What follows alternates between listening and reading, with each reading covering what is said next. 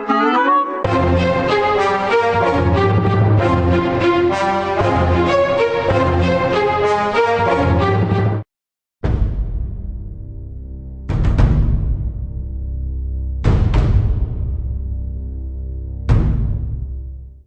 the people fear their government, there is tyranny. When the government fears the people, there is liberty. Hello, I'm Alan Scholl for the Freedom Project, sponsored by American Opinion Foundation. In this final episode of our Principles of the Constitution series, we're going to wrap up the amendments to the Constitution.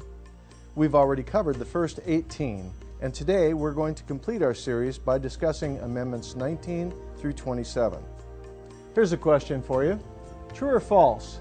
The 18th Amendment, which prohibited alcohol, is the only amendment to be repealed.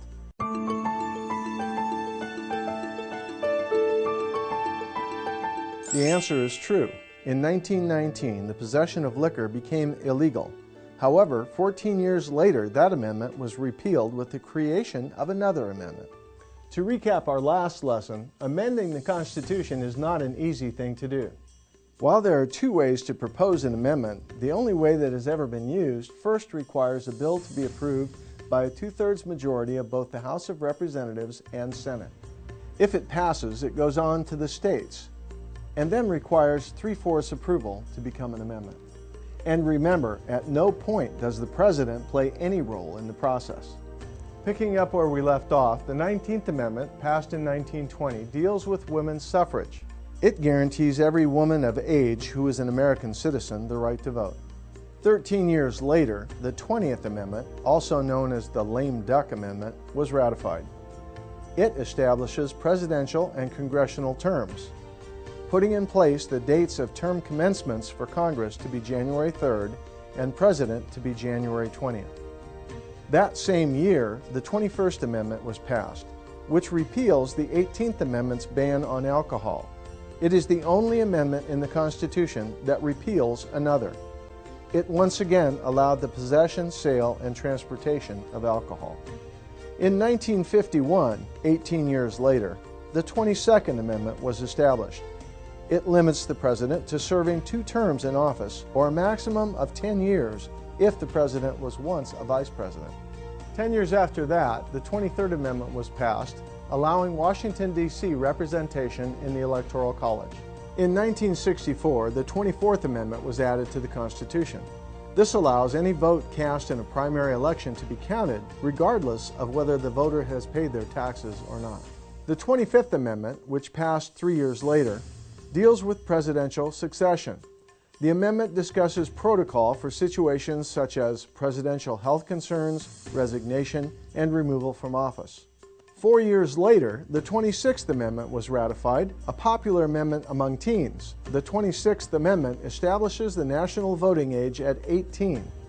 Prior to 1971, anyone choosing to vote was required to be at least 21. Finally, in May 1992, the 27th Amendment was added to the United States Constitution. The 27th Amendment prevents laws affecting congressional salary from taking effect until the beginning of the next session of Congress. What is interesting to take away from all this today is that even though the Founding Fathers penned this document over 200 years ago, it still holds true today. The core values and principles in this document are still those core values and principles that most Americans feel we should all live by. Remember, the Constitution was created to protect rights, not to establish them. The Founding Fathers felt that government should be a voice for the people, empowered by the people. So you think you got all that? Let's find out. Question 1. How many amendments are listed in the Bill of Rights? A, 10, B, 17, C, 27, D, no amendments are in the Bill of Rights.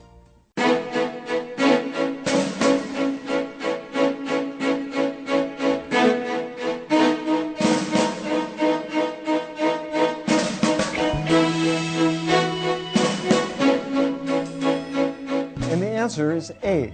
The Bill of Rights contains the first 10 amendments to the United States Constitution. Question 2. The 19th Amendment deals with women's suffrage. What is that? A. The right to work. B. The right to vote. C. The right to drive. Or D. the right to education.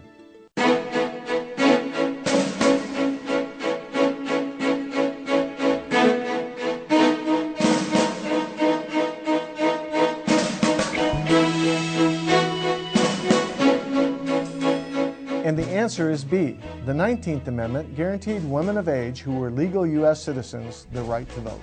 Question 3. The 21st Amendment repeals another amendment. What issue does it affect?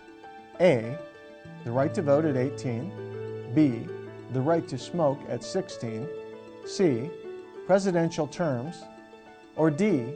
Prohibition of alcohol.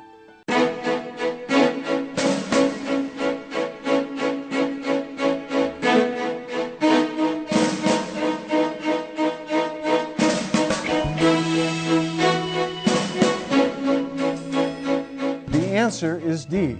The 18th Amendment abolished alcohol. The 21st repealed the abolishment, making it legal to possess, transport, and distribute. Question 4. True or false? Prior to the 26th Amendment, which established the voting age at 18, citizens could vote at 16.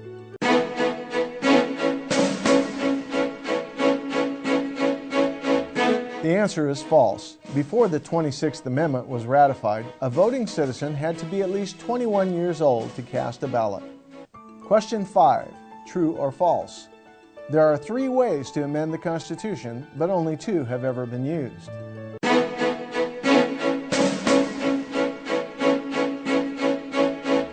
The answer is false. There are actually 2 ways to amend the Constitution, however, only 1 has ever been used. With the knowledge provided in our Principles of the Constitution series, we hope you have gained a new appreciation of the way that our government is constructed. That our government is built upon the foundation of a republic, not a democracy, and that your rights as an American citizen are special and should always be protected. For all of us here at the American Opinion Foundation, we thank you for watching our Principles of the Constitution series. I'm Alan Scholl for the Freedom Project. Welcome home.